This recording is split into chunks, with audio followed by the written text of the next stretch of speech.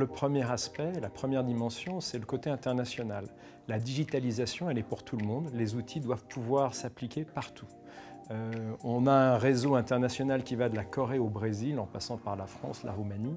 Tous les outils qui sont développés doivent pouvoir être déployés partout. Et on doit pouvoir interfacer avec ça, interfacer nos systèmes d'information, nos outils digitaux avec Nissan quand c'est nécessaire et quand c'est utile.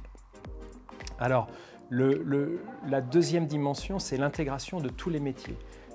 Chez Renault, c'est la direction de l'immobilier et des services généraux. Et notre grand credo, c'est que la digitalisation, elle ne concerne pas que les aspects immobiliers, elle concerne l'immobilier et les services.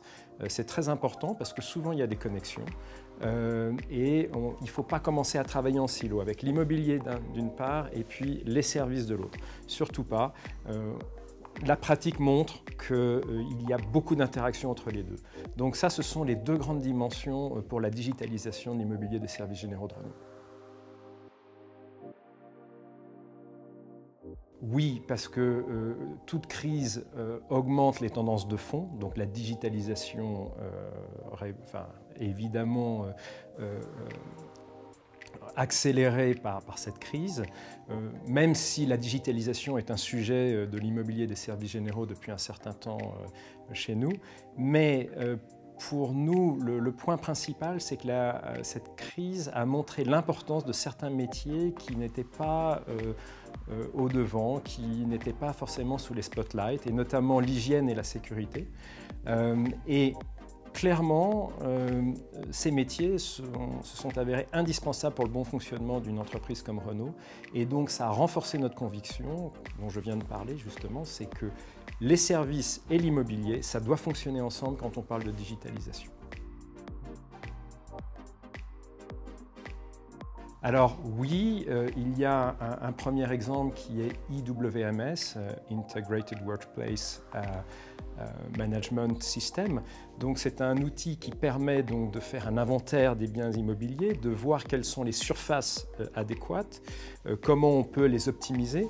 Donc ça c'est quelque chose qui est en train de se mettre en place et qui permet notamment de bien gérer les transferts, les implantations.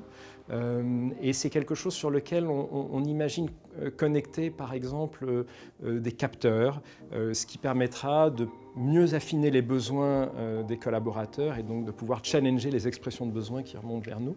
Donc ça c'est un exemple, mais cet outil sur lequel peut se greffer différents autres modules, il se trouve qu'à un moment on a étudié la possibilité de l'interfacer avec Outlook, on s'est rendu compte que c'était trop, que ça allait créer trop de complexité, que ça allait être plutôt contre-productif, donc on a fait machine arrière. Donc dans le digital, il faut une certaine agilité, il faut avoir la capacité de temps en temps de se dire on n'est pas allé dans la bonne direction, il faut revenir sur le principal. Alors en effet, c'est une découverte, j'en avais entendu parler, mais je dirais de façon très basique, on s'est retrouvé sur un plateau avec des acteurs très différents. Donc des institutions, des banques, des utilisateurs. Et je trouve que tout ce qui va dans le sens des échanges entre ces tellement nombreux acteurs qu'il y a dans l'industrie immobilière et qui permettent justement de préparer les systèmes de demain, ça va forcément dans le bon sens. Donc je pense que rien que cette table ronde qui a eu lieu, ces rencontres qui ont eu lieu, ce réseau qui se constitue, rien que ça, je pense que ça va dans la bonne direction.